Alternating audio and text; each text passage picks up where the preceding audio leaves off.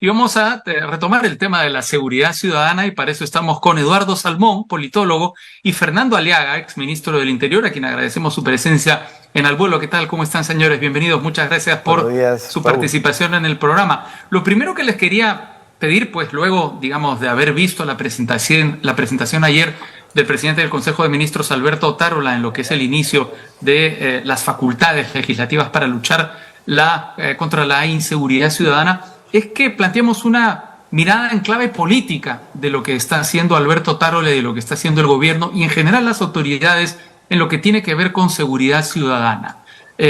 Si queremos, por ejemplo, podemos comenzar con Eduardo Salmón. ¿Cómo estás, Raúl? Buen día. Sí, lo que hemos visto ayer me parece que es una profundización de este populismo punitivo, ¿no? En el sentido que muchas soluciones se buscan dar por decreto, ¿no? Y esto no sucede por arte de magia, creo yo. Y además también, por otro lado, preocupación. Ayer IDL incluso hizo un comentario, uno de los muchos PLs que se ha presentado, por ejemplo, busca seguir esta onda de criminalizar la protesta, ¿no? Alterando algunas tipificaciones en el Código Penal, en donde incluso pueden ser responsables incluso no solo ONG, sino incluso medios de comunicación, ¿no? Por lo que ellos consideran que es atizar disturbios. Entonces no hay una distinción clara entre qué disturbio puede ser violento y qué no, ¿no?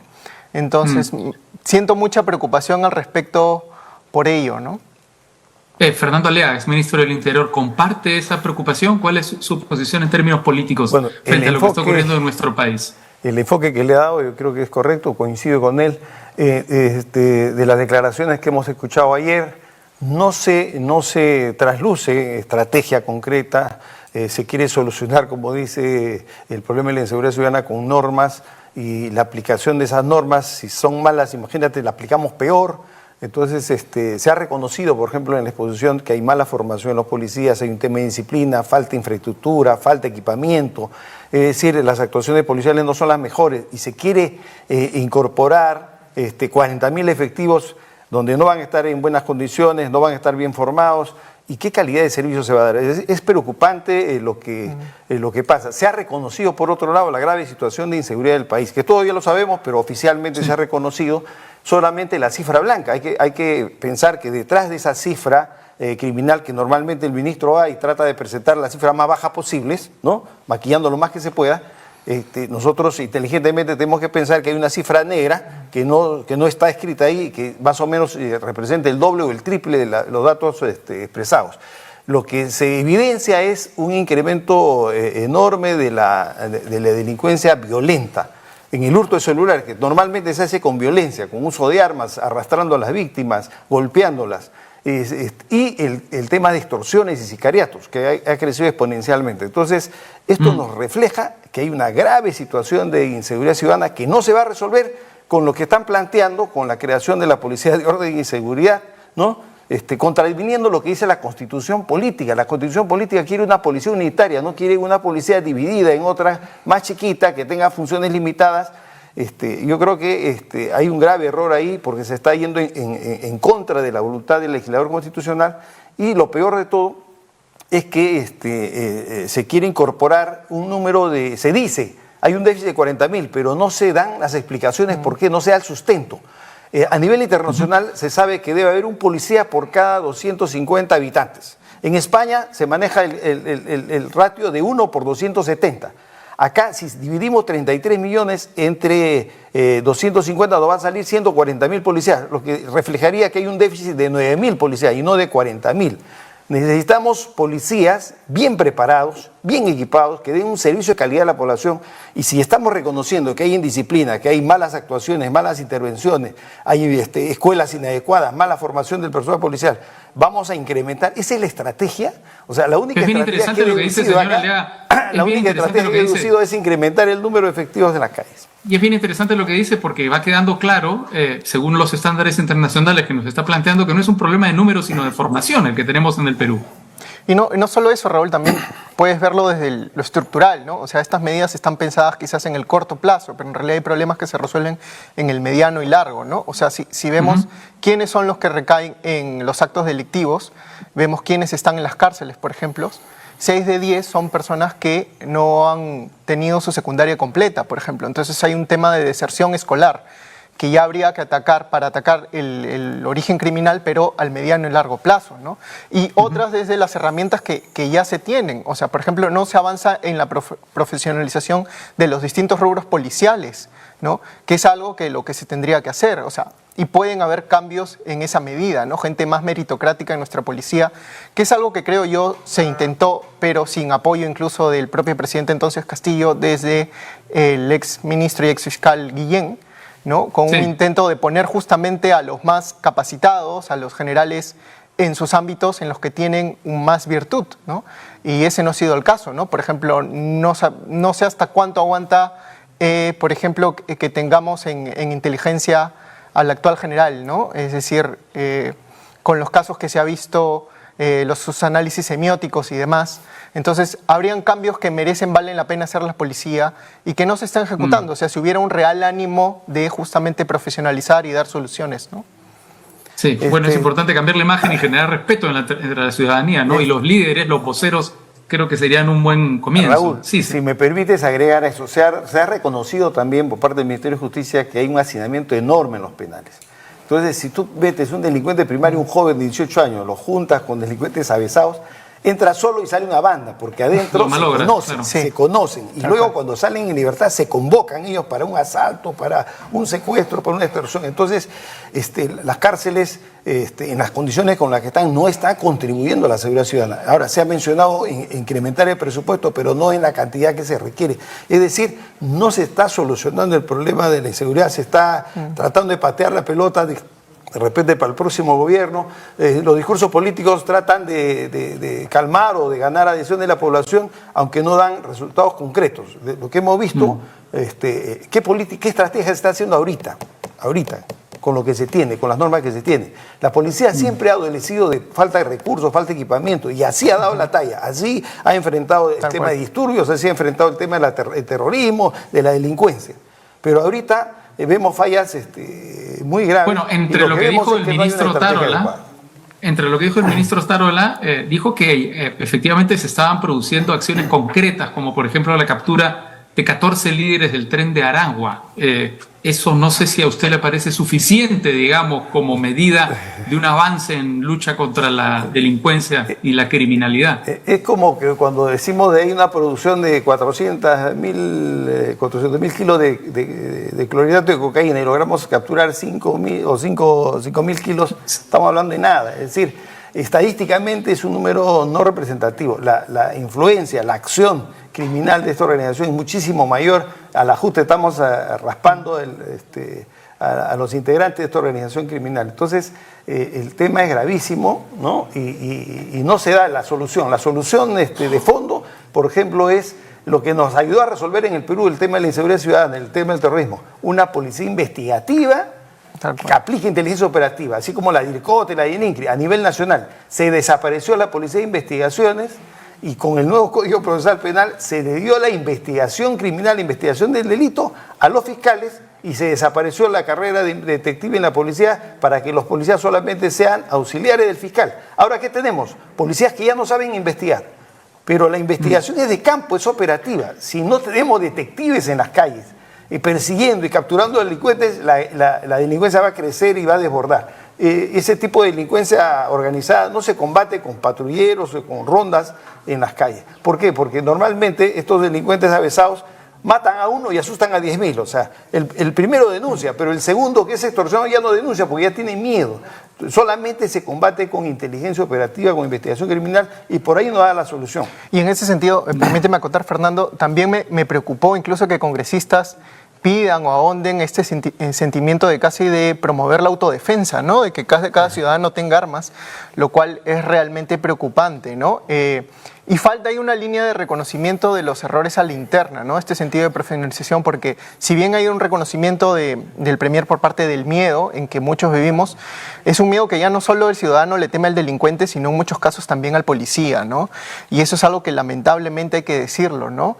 Entonces, ¿cuáles van a ser las medidas que se van a hacer para los correctivos hacia adentro, ¿no? No solo en los cambios generales, las políticas, como bien decía Fernando, la formación, que es algo muy importante en nuestra policía, ¿no? Y lamentablemente en los últimos años hemos tenido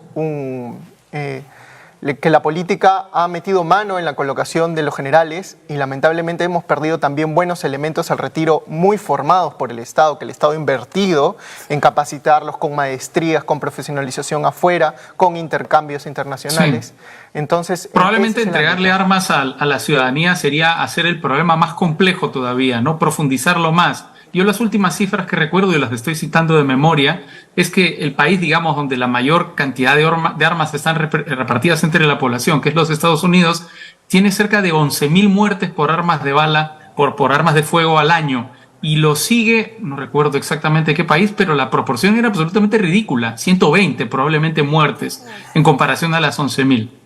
Así que no parece que fuera por ahí el resultado. No, ahora, definitivamente generaría un clima de más violencia del que ya tenemos, ¿no? Imagínate las movilizaciones con gente armada. Sí. Es decir, son medidas populistas, pero que están alejadas de nuestra realidad, ¿no? Entonces, lamentablemente, estamos viendo también que los políticos no conocen el tema y no tienen la preparación, la visión, la sabiduría necesaria para dar las leyes que el Perú necesita. Y eso me preocupa. En las iniciativas legislativas que está pidiendo el Ejecutivo, yo puedo decir que no todas las leyes son buenas, pero tampoco te puedo decir que que el 100% de las iniciativas que están pidiendo sean buenas. Hay que pensar, y estoy diciendo concretamente del proyecto de Policía de Orden y Seguridad, es totalmente equivocado y en vez de resolver problemas va a traer los mayores inconvenientes. Una estrategia de fondo es mejorar la calidad del servicio policial, la ética, la confianza de la población en la policía. Sobre eso no se habla nada. Lo que hemos escuchado del ministro son carencias, deficiencias, pero ¿qué hago yo para mejorar mi recurso humano? ¿Qué hago yo para que mis policías recuperen la confianza en la población? ¿Qué hago para que la intervención policial sea eficiente y eficaz y no afecte a los inocentes? Para que los delincuentes sepan que la policía es efectiva y eficaz. Nosotros, perdóname que haga una autopropaganda, pero yo tuve, a mí me dieron dos regiones muy difíciles. El año 2014-2015 Chiclayo era la segunda ciudad más insegura y la redujo al puesto 87 de inseguridad. O sea, salió de los rangos. Había días que no había robos en Chiclayo. Y sin aplicar plan Bukele, aplicando una estrategia propia. Me enviaron luego como premio al Callao, porque el Callao estaba en estado de emergencia, las primeras del 2016, y levantamos el estado de emergencia y no hubo reclamos. Toda la gente decía que el Callao estaba tranquilo y los delincuentes habían ido a Lima. Había una estrategia. La desarrollamos, la implementamos sin abuso de autoridad. Yo cuidaba mucho seleccionar a los policías que tenían contacto con la calle. Bien seleccionados, bien equipados, bien entrenados, con excelentes resultados. Y no necesitamos miles de policías. El Callao lo combatimos eficazmente con 300 efectivos, pero de primera. O sea, había 3.000 efectivos, escogí 300 que eran camiseta, policías de decoración, incapaces de recibir un sol a alguien que intervenía en un carro, en una situación así. Entonces, eso se sintió y eso generó respeto por parte de la población del Callao y de los propios delincuentes, que me decían: general, yo siempre he odiado a la policía, pero con usted estoy aprendiendo a querer a la policía, es distinta a la policía que tenemos ahorita. Entonces, esas estrategias no se ven. O sea, se habla de carencias, siempre ha habido carencias, pero ¿qué se está haciendo ahorita? Eso es lo que está faltando. Yo creo que no hay estrategias concretas, son ofrecimientos y que a mí me da la sensación de que se quiere patear el tablero para que la bomba explote en el gobierno que viene.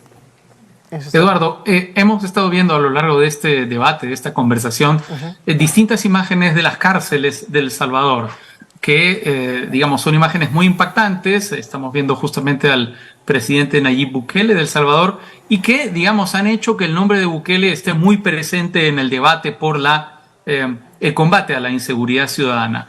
¿Qué significa que se haya hablado tanto de Bukele en los últimos días en nuestro país? ¿Por qué no hemos hablado del Perú y sí de El Salvador? ¿Será porque nuestras autoridades no tienen idea de lo que es combatir la inseguridad en el Perú? Es en parte eso, pero también en parte preocupante me parece que hay una pulsión autoritaria en el país, ¿no? De parte de muchas autoridades y líderes políticos. Es decir, te lo dicen Bukele, pero hace unos años decían Pinochet, hace otros años decían Fujimori, ¿no? Y claramente en sus momentos tuvieron apoyo popular muy alto, ¿no? Pero sin embargo esto fue muy breve porque los resultados fueron o efímeros o no sostenibles, ¿no? Porque justamente el fin no justifica los medios. Y si partimos de líderes y de un Estado democrático, no podemos, sobre pretexto de lograr una reducción de delincuencia, pues renunciar a nuestros derechos más básicos, ¿no? Porque el día de mañana nos puede tocar a cualquiera de nosotros en estos sentidos, ¿no? Y además, también bastante desconocimiento, ¿no? Porque como bien decías en tu editorial de introducción, pues inicia Bukele negociando, es como que si hoy día los líderes decidieran negociar pues con el Tren de Aragua, ¿no? Para que reduzcan sus asaltos o su criminalidad, lo cual es un absurdo porque el Estado no puede renunciar y ponerse a negociar con criminales, ¿no? En ese sentido, ¿no? Entonces creo que eso es lo que refleja, eso es una pulsión autoritaria que hay en el país, lamentablemente, ¿no? ¿Qué le parece a usted, exministro Aliaga, esta misma situación? La permanente, digamos que se mente permanentemente a Bukele en el Perú. Yo te puedo hablar con autoridad porque yo he tenido 2 regiones sumamente complicadas y he resuelto el tema de la inseguridad, ha disminuido totalmente y eso se ha notado en las 2 regiones. Entonces, no se puede combatir violencia con violencia. O sea, la violencia se tiene que combatir con autoridad, con un buen ejemplo. O sea, tú tienes que transmitir a los delincuentes que eres un profesional íntegro, que eres un profesional correcto y vas a ganar de parte de él el respeto. Porque él sabe que cometió una falta y se va a la cárcel. Así pasaba en el Callao. En el Callao caían los sicarios y decían, ya jefe, 5 muertos, 7 muertos. No era necesario torturarlo, sino que había respeto al policía, que ellos sabían que era correcto. Entonces, lo que está pasando en El Salvador puede traer graves consecuencias. ¿Por qué? Te digo lo que pasa en el Callao. Hay pelea entre barrios. Un barrio prevalece sobre el otro, lo atemoriza, pero llega un momento en que esos jóvenes, los niños, van creciendo y se van preparando psicológicamente, se van condicionando psicológicamente y son más avesados que los otros, se preparan para ser más agresivos todavía. Entonces, si le mataron a un hermano, el niño va creciendo con la idea de vengarse y no le importa ir a la cárcel o si lo matan. Simplemente quiere venganza. Entonces, hay que tener cuidado con sobrepasar los niveles de tolerancia al abuso que se puede estar cometiendo en El Salvador, porque en El Salvador simplemente van a los barrios rojos y se levantan a todos los jóvenes que tienen tatuajes y por hecho de tener tatuaje ya son miembros de la Mara Salvatrucha o del barrio 18. Ya se van a la cárcel, ya son culpables. Entonces, puede haber inocentes, ¿no? Entonces, es un tema muy, muy grave. Lo que queremos es una justicia de calidad. Lo único que queremos es que los policías actúen con calidad profesional, que los fiscales hagan un buen trabajo, que los jueces hagan un buen trabajo y que se haga un buen trabajo el Instituto Nacional Penitenciario. Y no necesitamos abusos. Recuerdo que antes, en 24 horas, la PIP presentaba a los delincuentes con todas las pruebas a la Fiscalía y al Poder Judicial. Hoy en día estamos con la investigación de mano de los fiscales, 48 horas les queda corta. Quieren pedir 7 días. Es legítimo detener a un sospechoso inocente y tenerlo 7 días para darle libertad. O sea, es gravísimo lo que se está pidiendo. En vez de tratar de resolver el problema con medidas legislativas que están premiando la incapacidad, la inoperancia o el trabajo tardío y lento de las autoridades, ¿no? En vez de exigirle mayor celeridad, mayor profesionalismo, mayor capacidad, se está criminalizando en contra de la población. Eso es muy peligroso. Nosotros debemos defender las libertades y derechos fundamentales. La Constitución es sabia cuando dice que todos los peruanos tienen derecho a la libertad y a la seguridad. Es decir, primero libertad y luego seguridad. Me da seguridad, pero respetando mis libertades fundamentales. Eso implica un trabajo de alta calidad por parte de los funcionarios públicos y eso es lo que no se ha dicho y eso es lo que no se está haciendo y es lo que se debe hacer. Justamente por falta de ideas, ¿no? Es lo que se resume algo simplemente a cantidad de policías, cuando no es eso, y además ni siquiera sin justificar esa cantidad, cuando en realidad parece que no es un problema de números, ¿no? Sino justamente de profesionalización, de formación, de coordinación, ¿no? De establecer estrategias, que es algo que evidentemente el gobierno no tiene, ¿no? Muy bien, Eduardo Salmón, politólogo, Fernando Aliaga, exministro del Interior, muchísimas gracias. Muy interesante realmente esta conversación sobre seguridad ciudadana, un día después de que el presidente del Consejo de Ministros, Alberto Otárola, se presentó ante el Congreso pidiendo facultades legislativas. Un gran saludo para los dos. Bien, hemos hablado de toda la temática que tiene que ver con la seguridad ciudadana.